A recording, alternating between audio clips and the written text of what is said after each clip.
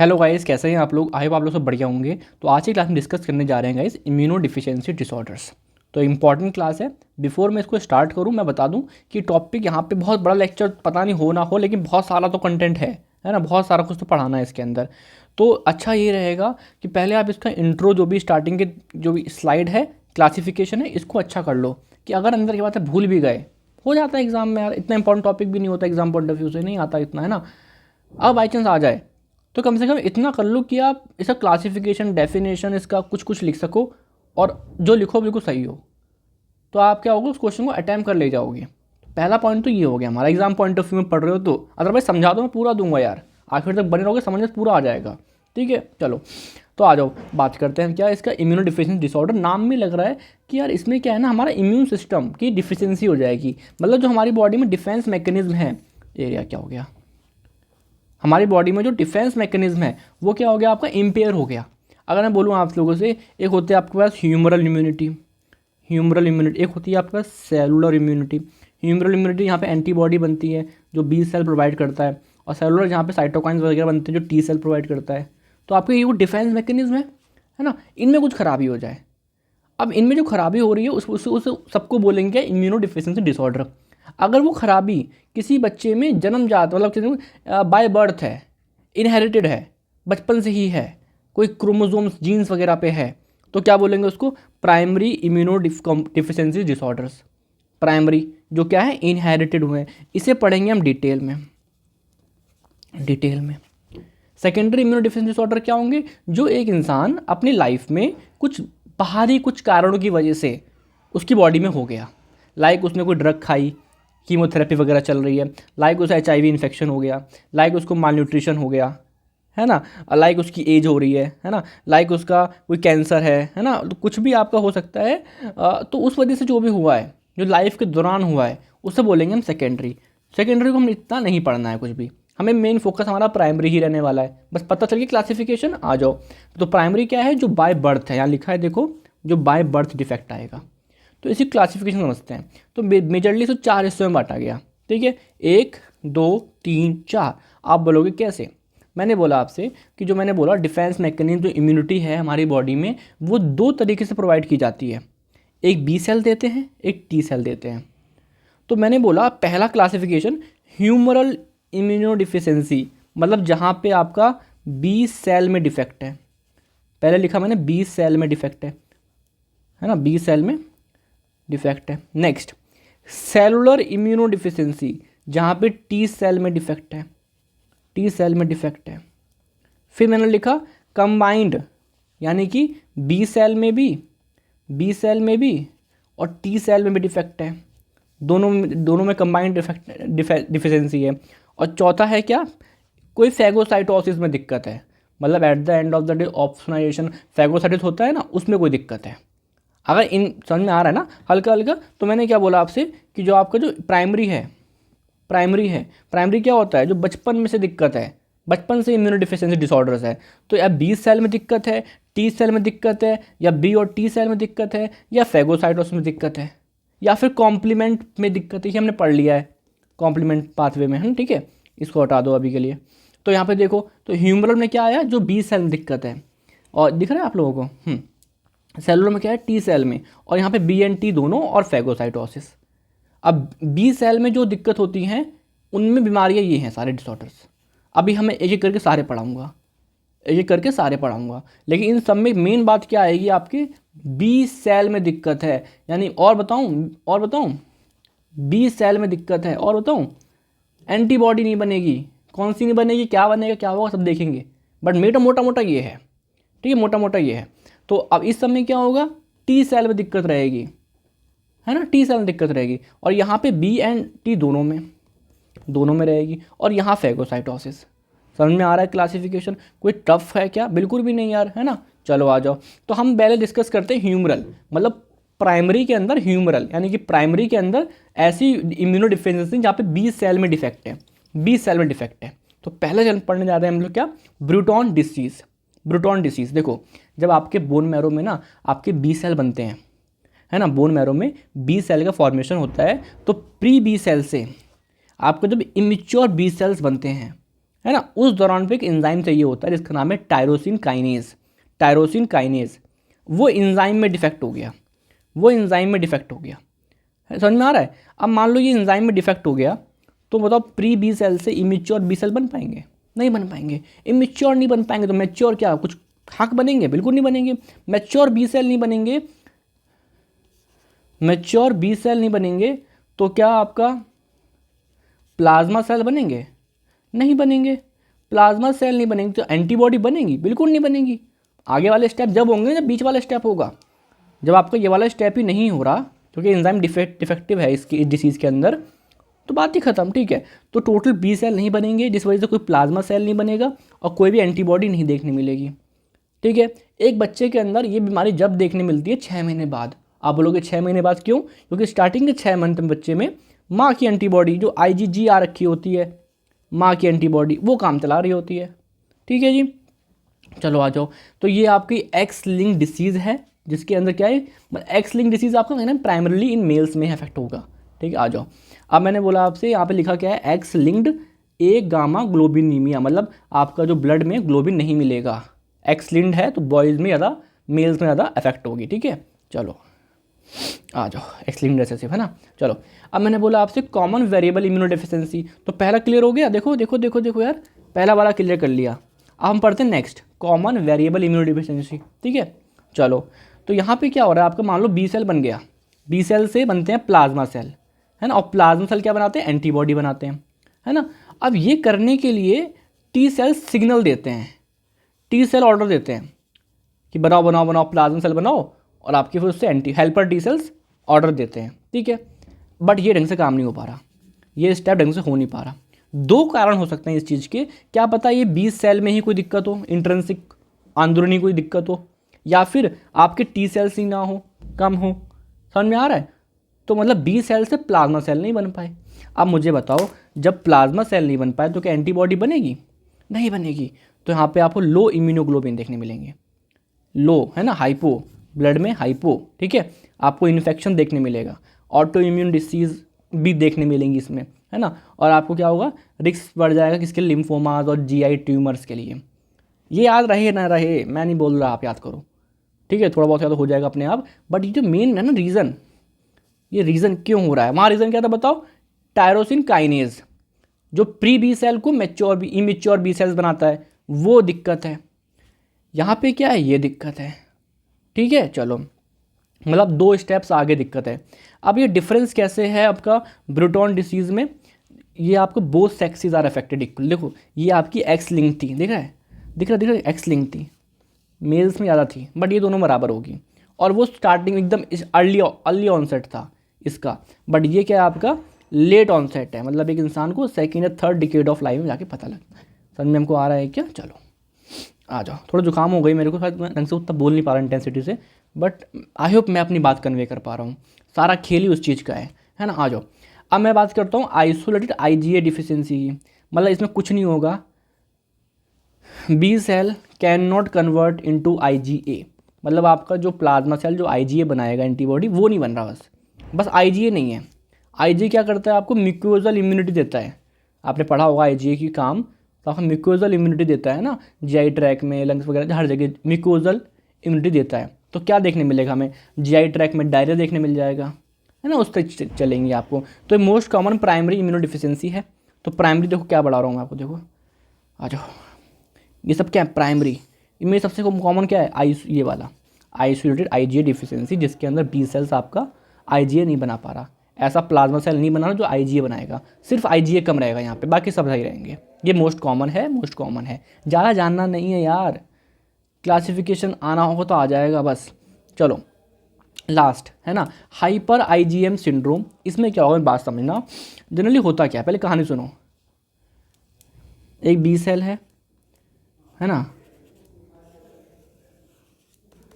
वो क्या बना रहा है आपका प्लाज्मा सेल, और ये प्लाज्मा सेल क्या बना रहा है आपका एंटीबॉडी। मैंने बोला पहले बनाता है IgM पहले IgM बनता है, ठीक है। फिर कुछ समय बाद क्या होता है आपका, कुछ समय बाद क्या होता है, ये जो बी सेल जो प्लाज्मा जो बी सेल क्या बना रहा है, IgM एंटीबॉडी बनाता है। इसमें होता है क्लास स्विच, मतलब यही बी सेल आगे चल के ऐसे प्लाज्मा सेल बनाएगा जो कि IgG बना सकते हैं, IgA, IgE, इसे बोलते हैं क्लास स्विचिंग, है ना। मतलब कि जो बी सेल पहले IgM बना रहा था, अब वो बी सेल IgG बना सकता है, IgA या IgE, ठीक है। इसे बोलते हैं क्लास स्विचिंग होना। ऐसा ही होता है हमारी बॉडी में, पहले IgM बनता है देन बाद में चीज़ें आती हैं, ठीक है। बट यहाँ पे क्या होता है, ये क्लास स्विचिंग, ये जो क्लास स्विचिंग है, पहले IgM बन रहा था, फिर बाद में और चीज़ बननी चाहिए थी, नहीं, IgM ही बनता रहेगा, ठीक है। Problem in switching IgM to other antibodies. IgM तो बन रहा है, ठीक है, बट अदर एंटीबॉडीज नहीं बन रही। जो क्लास स्विचिंग है, ये जो क्लास स्विचिंग हुई है, पहले IgM बन रहा था, समझ में आया क्या? प्लीज़ बताना मुझे, ठीक है। तो ये नहीं हो पाएगा, है ना, ये नहीं हो पाएगा। मतलब IgM तो हाई रहेगा, बाकी सब कम हो जाएगा, बिकॉज IgM बन रहा है, बट जो क्लास स्विचिंग से ये सब बना था, ये नहीं हो पा रहा। तो एक्स लिंक डिसऑर्डर है ये, है ना।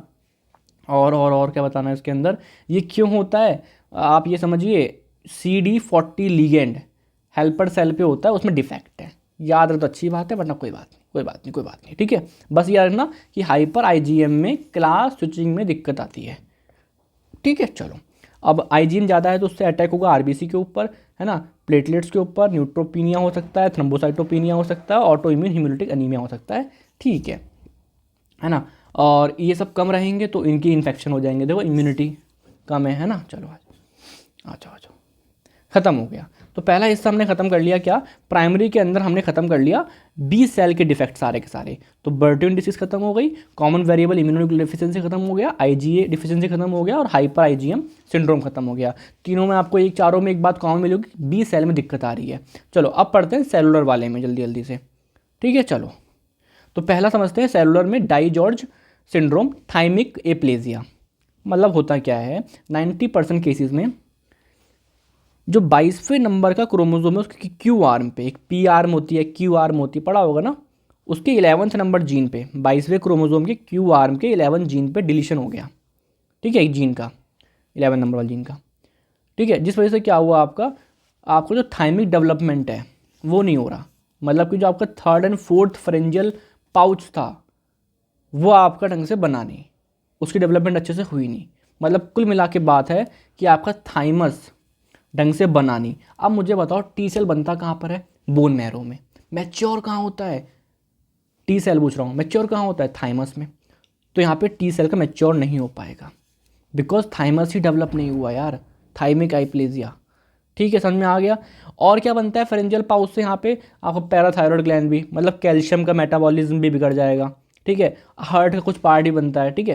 तो यहाँ पे क्या हुआ, आपका दिक्कत क्या है कि टी सेल कम हो जाएगा, बिकॉज थाइमस में मैच्योरेशन होता है। मैच्योर थाइमस ही नहीं बनी तो टी सेल का मैच्योरेशन नहीं हुआ तो वो कम हो गया, ठीक है। हाइपोकैल्सीमिया, उस वजह से टिटनी देखने मिलेगा बच्चों के अंदर, बिकॉज पैराथायरॉयड ग्लैंड भी आपकी रिस्पॉन्सिबल है, वो भी नहीं बनेगी, इस पाउच से बनती है, ठीक है। और हार्ट कुछ पार्ट लेकिन लाइक आउटिक आर्च डिफेक्टिव भी होगा, जो इस पाउच से ड्राइव हुआ होगा वो सब दिक्कत आ जाएगा, ठीक है। अब आते हैं नेक्स्ट, क्रोनिक म्यूकोक्यूटेनियस कैंडिडियासिस। इसमें कुछ भी नहीं है कि जो टी सेल जो इम्यूनिटी देती है किसी खिलाफ, केवल एक फंगस, क्या नाम है फंगस? कैंडिडा, वो कमज़ोर है। मतलब उस इंसान में कैंडिडियासिस जल्दी होने लगेगा, ज़्यादा होगा, इन्फेक्ट करेगा, लाइक स्किन में, नेल में, म्यूकस में। टी सेल पूरा ख़राब नहीं है, टी सेल केवल इम्यूनिटी ख़राब है अगेंस्ट कैंडिडा, एक फंगस है, ठीक है, उसके खिलाफ ख़राब है। तो ये हो गया। अब आते हैं लास्ट, इसमें प्यूरिन न्यूक्लियोसाइड फॉस्फोरेलेज डिफिशिएंसी। मैं समझाता हूँ आपको। मैंने बोला ये टी सेल है, क्या है? टी सेल है, ठीक है। अब यहाँ पे मैंने लिखा ये ग्वानोसाइन है, न्यूक्लियोटाइड सुना, न्यूक्लियोटाइड, ठीक है। उसका होता है मेटाबॉलिज्म, वो ख़त्म होता है ना, कुछ बनता होगा, और उसको करने वाला एंजाइम का नाम क्या है? प्यूरिन न्यूक्लियोसाइड फॉस्फोराइलेज, है ना, ये एंजाइम करता है, ठीक है। अब ये फिर बाहर निकल जाता है और बाहर बॉडी से एग्जिट हो जाता है। बट क्या हुआ, ये जो एंजाइम है ये नहीं है यहाँ पे। तो आपको जो गुआनोसाइन था, है ना, उसमें फॉस्फेट वगैरह लगती गई और मतलब गुआनोसाइन ट्राइफॉस्फेट बन गया, डीऑक्सी गुआनोसाइन ट्राइफॉस्फेट बन गया, इसके अंदर इकट्ठा हो गया सेल के अंदर। ये देखो, अब ये टी सेल जो था वो क्या हो गया, ये जो बना है जो डीऑक्सी गुआनोसाइन ट्राइफॉस्फेट था, ये टॉक्सिक होता है, तो टी सेल मर जाएगा, तो टी सेल कम हो गया। फिर से सुनो मेरी कहानी एक बार और। तो मैंने क्या बोला, एक आपका न्यूक्लियोसाइड है क्या, गुआनोसाइन, है ना, उसको जो मेटाबॉलिज्म करने के लिए एंजाइम चाहिए होता है पीएनपी, क्या नाम है, प्यूरिन न्यूक्लियोसाइड फॉस्फोराइलेज, है ना, वो इसको क्या करता है, ख़त्म करता है। बट ये एंजाइम में डिफेक्टिव है, जिस वजह से इसका जो अमाउंट है ये आपका सेल के अंदर बढ़ रहा है, और जो कि टॉक्सिक होता है इस सेल के लिए, तो आपका सेल ख़त्म हो जाएगा। तो टी सेल में होता है तो टी सेल टॉक्सिसिटी हो जाएगी। समझ में आ रहा है क्या? ये क्रोमोसोम नंबर 14 है ना, डिफेक्ट है, और रेयर ऑटोजोमल रिसेसिव डिसऑर्डर। अरे यार नहीं पढ़ना, इतना नाम पता है बहुत है, थोड़ा भी पता है इसके अंदर की कहानी चल जाएगी आपके। चलो आगे बढ़ते हैं, आ जाओ। अब आते हैं कंबाइंड पे, जहाँ पे बी एंड टी दोनों ही डिफेक्ट होंगे। तो इसके अंदर एक है क्या, सीवियर कंबाइंड इम्यूनोडिफिशियंसी। तो बहुत से रीजंस हैं इसके, तो 50 से 60% केसेस में ये एक्स लिंक्ड बीमारी है ना, और आपका बाकी बचे हुए में क्या है, ऑटोजोमल रिसेसिव कॉज भी है। एक्स लिंक मतलब मेल में ज़्यादा होगी, फीमेल में कम होगी, एक्स लिंक एक्स क्रोमोजोम पे। ऑटोजोम मतलब जो स्टार्टिंग 22 क्रोमोजोम होते हैं, जो मेल और फीमेल दोनों बराबर होते हैं, दिक्कत तो यहाँ पर है। ठीक है जी, तो यहाँ पे आप समझ जाइए, मान लीजिए कुछ साइटोकाइन रिसेप्टर्स में दिक्कत है, मेनली इंटरल्यूकिन 7, तो ना आपके बी सेल बनेंगे क्योंकि मिलेंगे नहीं सिग्नल, और ना टी सेल कुछ काम कर पाएगा, काम ही नहीं कर पाएगा, तो क्योंकि साइटोकाइन रिसेप्टर ही ख़राब हैं। तो बस इतना ठीक है यार, ज़्यादा नहीं जाना है ना। और मान लीजिए एक है क्या, एडीए डिफिशियंसी है, क्या, एडेनोसाइन डी अमीनेज, लाइक देखो, ये आपका कोई बी सेल या टी सेल है, बी एंड टी सेल है, ये आपका एडेनोसाइन है, ठीक है। इसको मेटाबलाइज करते हैं by which enzyme, adenosine deaminase, ठीक है। अब ये जो है ना, है नहीं, मान लो डिफेक्ट हो गया, ये एंजाइम नहीं है, तो इस सेल के अंदर क्या बढ़ जाएगा, ये एक्यूमुलेट हो जाएगा, एडेनोसाइन एक्यूमुलेट हो जाएगा, इसका नंबर बढ़ जाएगा। अब फिर वही बात है ना, वही बात क्या, आपका ये इस लिम्फोसाइट को, यानी बी और टी जो भी होंगे उनको मार देगा, तो दोनों कम हो जाएंगे, बी सेल भी टी सेल भी, ठीक है। अब यहाँ पे क्या है, एक होता है राग म्यूटेशन, यहाँ पे जो टी एंड बी सेल पे जो रिसेप्टर्स होते हैं उसका रीअरेंजमेंट कौन करता है, आरएजी प्रोटीन।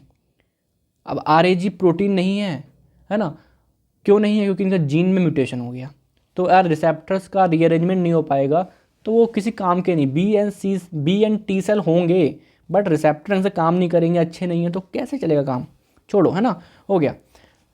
समझा पा रहा हूँ मैं, थोड़ा लेक्चर लंबा हो जाएगा बट कोई बात नहीं यार, हो जाएगा। नोट्स पढ़ोगे, एक बार लेक्चर देखो, समझ में आ जाएगा। तो हमने क्या क्या पढ़ लिया, पहले हमने देखा बी सेल में दिक्कत, फिर देखा हमने टी सेल में दिक्कत, अब हम पढ़ रहे हैं दोनों में, बी एंड टी, तो पहला देख लिया हमने, ठीक है जी। चलो आओ, अब आते हैं नेक्स्ट, हाँ, ये विस्कॉट एल्ड्रिच सिंड्रोम, तो ये भी एक्स लिंक्ड है, रेसेसिव है।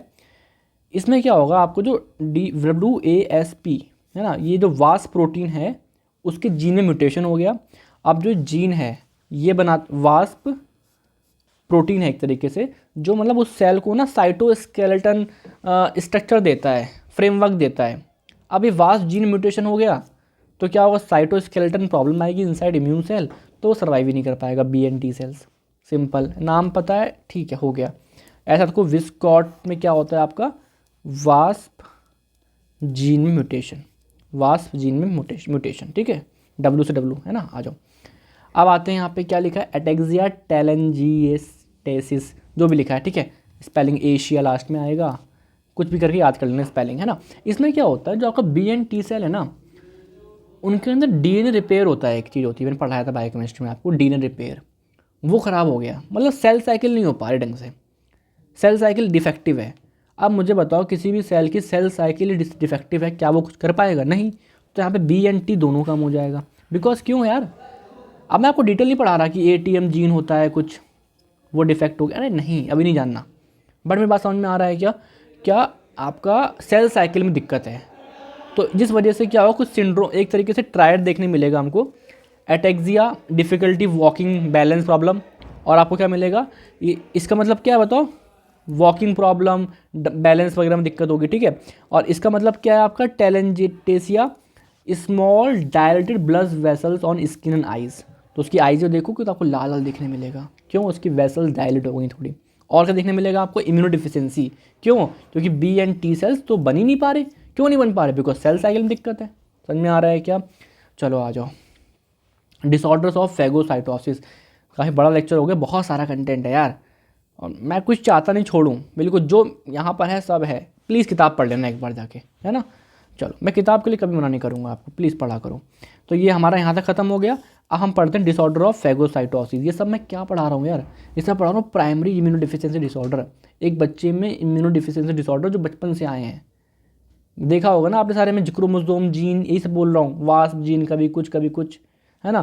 तो सब बचपन से आए हैं, है ना। चलो आ जाओ, कहाँ पे थे, अब आते हैं फैगोसाइटोसिस। तो फैगोसाइटोसिस करता कौन है मेनली, मान लो न्यूट्रोफिल्स, है ना। न्यूट्रोफिल्स एक तरीके से लिम्फोसाइट, आपका क्या बोल सकते हैं, ल्यूकोसाइट, WBC है न्यूट्रोफिल्स, ठीक है, उसकी बात करते हैं। तो पहला डिसऑर्डर है क्रोनिक ग्रैनुलोमेटस डिसीज़। एक एंजाइम होता है आपका NADPH ऑक्सीडेज, ठीक है। किससे बनता होगा? किसी जीन से बनता होगा। क्या काम होता है इस एंजाइम का? आपको जो ये होता है H2O2 हाइड्रोजन पेरोक्साइड, है ना, इसको क्या करता है, सुपर ऑक्साइड फ्री रेडिकल होता है, जिसमें कन्वर्ट करता है। अब ये जो सुपर ऑक्साइड फ्री रेडिकल है, ये जाके किल करता है बैक्टीरिया वगैरह को। फ्री रेडिकल है ना, रेडिकल है, फ्री रेडिकल है, खतरनाक है। लेकिन क्या हुआ, आपको यही दिक्कत हो गया, क्या, NADPH में ही दिक्कत हो गया। क्यों? क्योंकि इसके जीन में म्यूटेशन हो गया। अब मुझे बताओ, यहाँ पढ़ो, म्यूटेशन है gene coding for NADPH oxidase, जिस वजह से क्या नहीं बन पा रहा, सुपर ऑक्साइड फ्री रेडिकल नहीं बन पा रहा। नहीं बन पा रहा तो बैक्टीरिया नहीं मरेगा, नहीं मरेगा तो आपको पर दिक्कत होना चलेगी। तो इम्यूनो डिफिशियंसी, हम क्या पढ़ रहे हैं, हम पढ़ रहे हैं इम्यूनो डिफिशियंसी डिसऑर्डर्स, जहाँ पे हमारा डिफेंस मैकेनिज्म खराब होगा। खराब हुआ तो यहाँ पे NADPH ऑक्सीडेज नहीं बना। क्यों नहीं बना? जीन में दिक्कत, जीन में म्यूटेशन, जिस वजह से क्या हो जाएगा, सुपर ऑक्साइड नहीं बनेगा। सुपर ऑक्साइड नहीं बने तो क्या हो जाएगा, बैक्टीरिया नहीं मरेगा। हो गया हमारा दिक्कत। ये दो टाइप से होता है, एक्स लिंक्ड भी होता है और ऑटोजोमल भी होता है रिसेसिव, बट ज़्यादातर एक्स लिंक्ड होता है, ठीक है। अब आ जाओ, अब देखो क्या होता है, एक होता है एंजाइम माइलोपेरोक्सीडेज।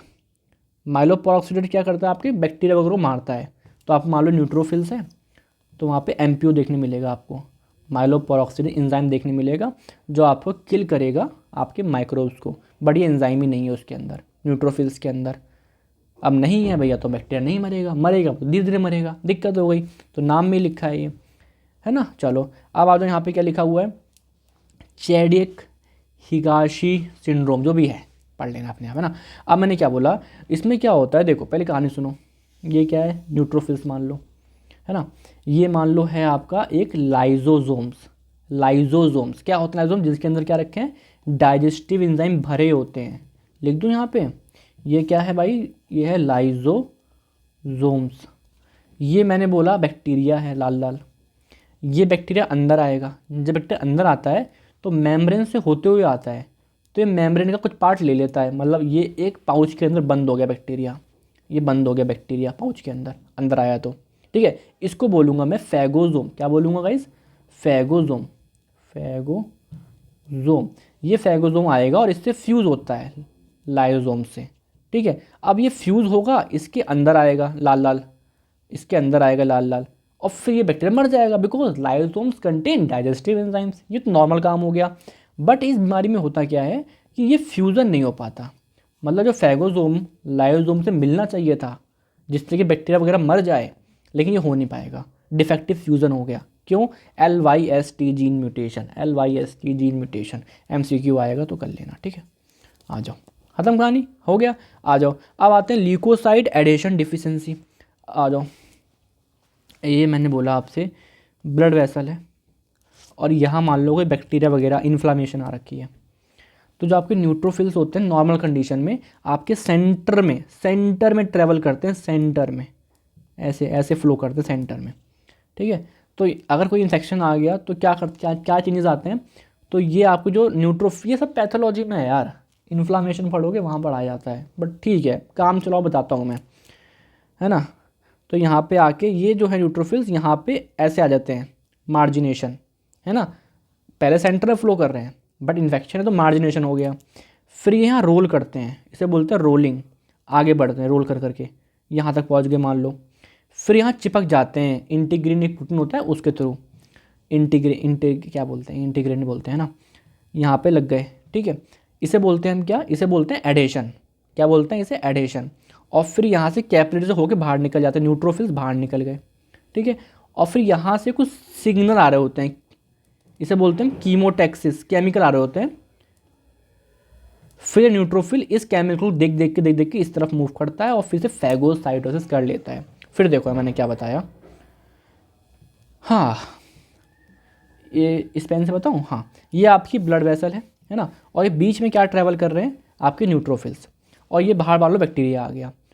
तो ये यहाँ तक कैसे पहुँचेंगे वो बता रहा हूँ। तो ये पहले ये साइड में आएंगे, यहाँ पे लगेंगे वॉल से, और फिर यहाँ पे रोलिंग करेंगे, ट्रैवल करेंगे हल्का हल्का आगे आगे, और यहाँ पे चिपक जाएंगे, ठीक है। जब ये यहाँ पे आए, इसे बोल देंगे मिटिगेशन बोलते हैं ना, हाँ मार्जिनेशन, ठीक हाँ। और फिर क्या बोलेंगे, रोलिंग, और फिर यहाँ पे एडेशन, और फिर यहाँ से बाहर निकले, है ना, बाहर निकले, और आपका ये आ गया न्यूट्रोफिल्स बाहर। फिर यहाँ से सिग्नल आ रहे हैं, सिग्नल, इनको ये फॉलो करेंगे, इस तरफ जाएंगे, है ना, इस तरफ जाएंगे, इस जाने को बोलते हैं कीमोटैक्सिस, है ना। और फिर इसको ही खा जाएंगे, ये जो है खा जाएगा पहुँच के, हो गया। अब यहाँ पे क्या हुआ, जो ये एडेशन हुआ दिख रहा है आपको लास्ट में, ये वाला एडेशन जब रोलिंग होने के बाद में चिपका था, वो ख़राब है, तो उसे बोलेंगे हम ल्यूकोसाइट, मतलब WBC, है ना। एडेशन डिफेक्ट हो गया, डिफिशेंसी हो गई।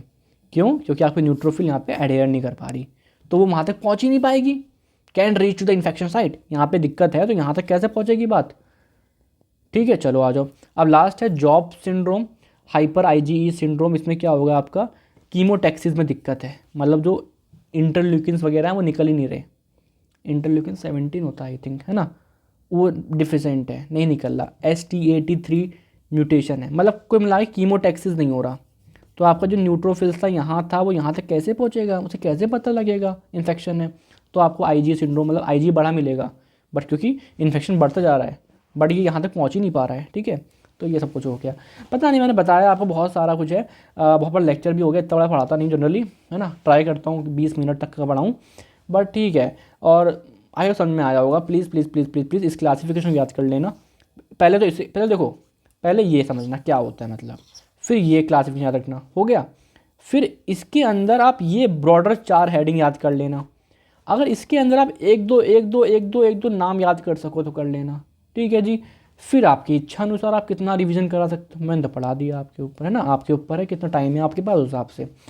तो आई होप समझ में आया, कोई दिक्कत आई, परेशानी आई, प्लीज़ एक बार दोबारा पढ़ना, उसके बाद भी दिक्कत है प्लीज़ मुझे मैसेज कर देना, नंबर टेलीग्राम, इस कहीं ना कहीं से मैं कांटेक्ट में तो होऊंगा ना आप लोगों से, तो मुझे बता देना बस, है ना। चलो भाई ठीक है, थैंक यू, बाय।